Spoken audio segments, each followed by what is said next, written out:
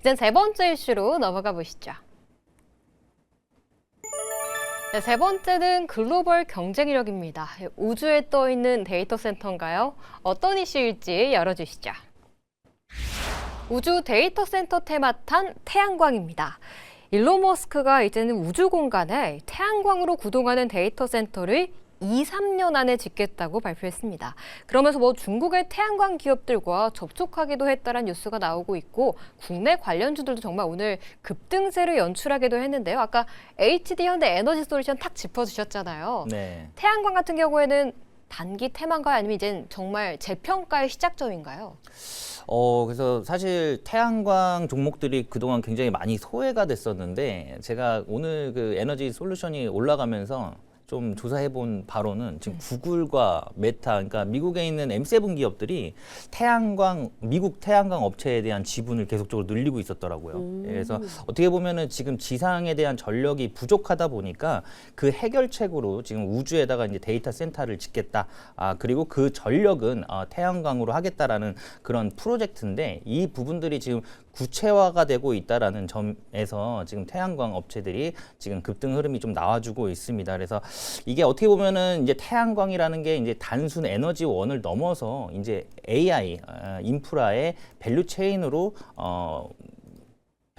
이제 엮이면서 AI 기업으로 또 테마로 지금 움직이고 있다라고 보시면 될 것 같아요. 그래서 단기 급등에 대한 좀 피로감은 좀 있을 수는 있겠지만 우상향 흐름은 유효하다라고 좀 보여지는 부분이에요. 그리고 미국 같은 경우도 지금 중국을 태양광을 제재를 하고 있기 때문에 네. 그런 부분에 있어서 반사이익도 좀 받을 수 있겠다라는 차원입니다. 그래서 국내 기업들이 우상향 기조는 조금 당분간 좀 이어지지 않을까 이렇게 보고 있습니다. 네. 오늘의 뉴스가 이 시작점이 될 수 있겠다라고 좀 이야기를 해주셨는데 그러면 그 종목으로는 HD 현대 에너지 솔루션이 좀 탑픽이실까요?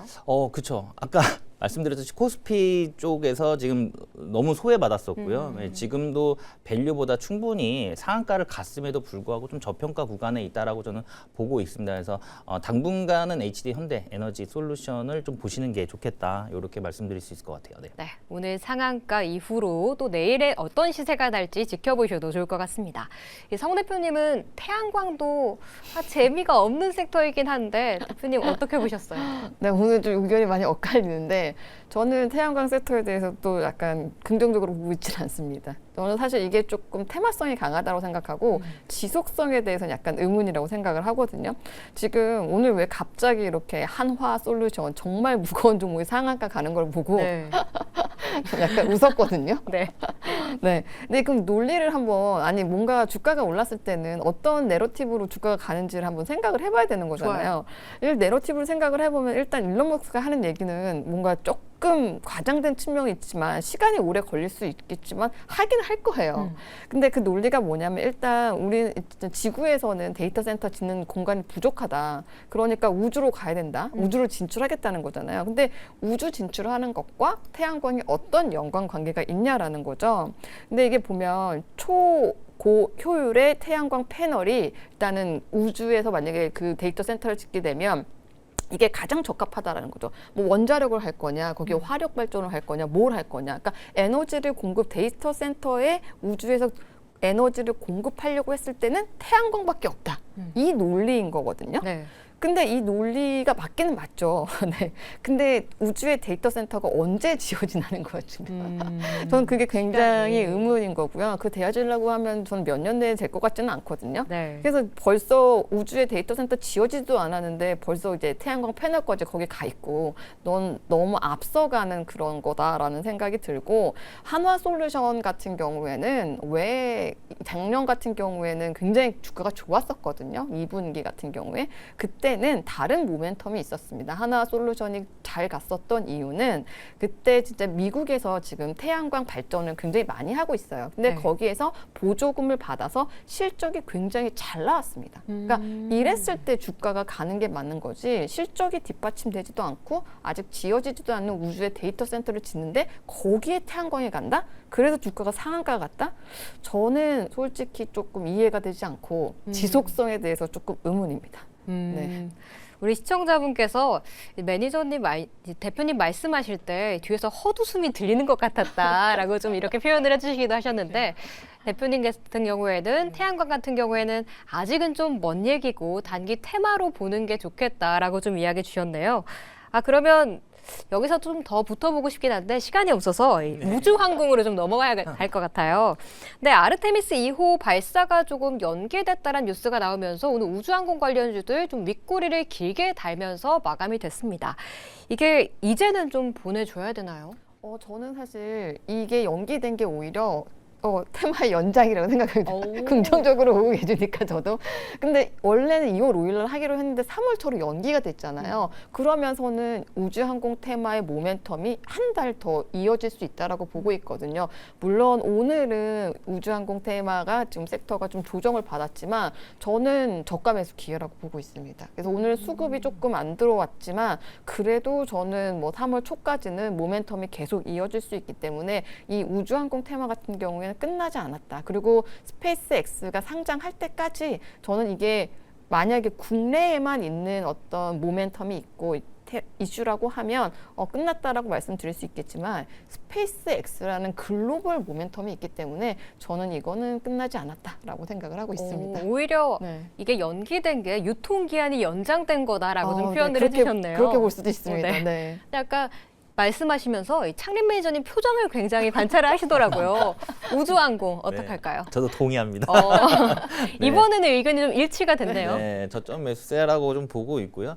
사실 그 뭐 아르테미스 발사 연기도 있지만 뭐 우리나라 누리호 5차 발사도 있고요. 그리고 네. 뭐 스페이스X IPO도 지금 진행되고 있죠. 근데 이게 다 상반기에 있는 그런 상황이고요. 그리고 지금 스페이스X 관련된 기업들 중에서는 이제 뭐 미래에셋 증권이라든가 아니면 뭐 아주 IB 투자가 있을 텐데 지분에 직접 참여를 했습니다. 그래서 근데 그 기업 가치가 지금 추정치만 나오고 있어서 이거 말씀드려도 되는지 모르겠지만 아주 IB 같은 경우는 지금 한 2.12% 정도 가지고 있는 걸로 파악이 되면서 45조 원이에요. 이런 정보 너무 좋아요. 네, 기업 가치가. 그리고 지금 미래에셋 증권 같은 경우는 거의 뭐 700조 가까이 되는 것으로 지금 나오고 있습니다. 그래서 엄청난 규모이기 때문에 사실 지금 많이 올라왔음에도 불구하고 지금 만약 그게 사실이라면 저평가 구간으로 보여지는 부분이고요.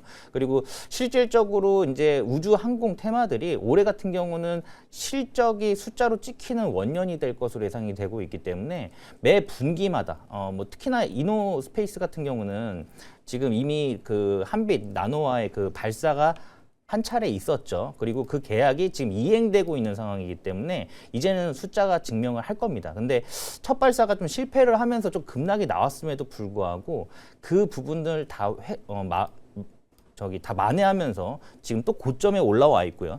고점에서 지금 하방이 경직된 상태에서 지금 내려오지 않고 있는 상황이거든요. 그래서 여기서 좀 추가적인 상승이 있지 않을까라고 보고 있어요. 차트를 한번 보시면 지금 어떻게 보면 5일선, 11선 지금 그리고 21선이 지금 다 모여 있는 이런 밀집 국면이다라고 보시면 될 것 같고 21선 지금 올라오면서 오늘도 한 6% 정도 하락을 했지만 거의 다 회복하면서 다시 들어 올리는 상황입니다. 그래서 직전 고점인 26,700원 이거 돌파하면은 그때부터는 또 새로운 시세가 나올 것으로 예상이 되는데 멀지 않았죠. 예, 뭐 한 10% 정도만 올라가면 돌파합니다. 그래서 지금 대부분의 그 종목들이 대부분 다 비슷해요. 그래서 제가 뭐 지난달에 좀 크게 수익 났던 뭐 라라 스페이스 같은 네. 경우도 뒤에서 다시 한번 말씀드리도록 하겠습니다. 네. 네. 우주항공 같은 경우에는 그냥 가벼운 테마 아니야 라고 생각하셨을 분들도 있을 것 같은데 창립 매니저님께서는 실적이 찍히는 원년이다라고 말씀을 주신 만큼 종목별 공부가 조금 더 필요할 것도 같습니다. 이제 또 지난주 이야기를 또 살짝 해보자면 제가 옆구리 쿡 찔러서 받아낸 종목이 하나 있었잖아요. 네. 바로 에코프로. 네. 내일 실적 발표더라고요. 네. 이 주가 향방을 어떻게 점칠 수는 우리가 없겠지만 네. 이 실적 발표에 따라서 좀 방향성 어떻게 전망하세요? 그때 이미 실적에 대한 부분은 다 예상을 하고 있는 알고 부분이죠. 있잖아요. 네. 그래서 사실 실적이 뭐 좋게 나오지는 않을 겁니다. 않을 건데 이제 내일 발표가 있죠. 근데 여기에서 이제 어떤 그 실적에 대한 그 수치 자체보다는 손실폭을 얼마나 줄였느냐. 있다라는 부분으로 좀 접근해서 보시는 게 좋을 것 같고요. 그래서 평가 손실의 축소 여부가 이제 좀 핵심이 될 수 있겠다라는 부분이에요. 그리고 지금 실적에 대한 그런 부분들은 이미 선반영됐다라고 보시면 될 것 같아요. 주가의 상당 부분 선반영되면서 이미 많이 내려온 상태잖아요. 그래서 바닥을 다지고 지금 턴어라운드 되고 있는 상황이고, 지금은 이제 전기차를 넘어서 이제 데이터 센터에 들어가는 ESS라든가 뭐 지금 활용 범위가 굉장히 많아지고 있죠. 그래서 네. 뭐 움직이는 모든 제품에는 이제 2차 전지가 거의 다 들어갈 정도로 지금 활용 범위가 넓어지고 있는 그런 상황입니다. 그렇기 때문에 좀 관심 있게 보면 좋을 것 같고요.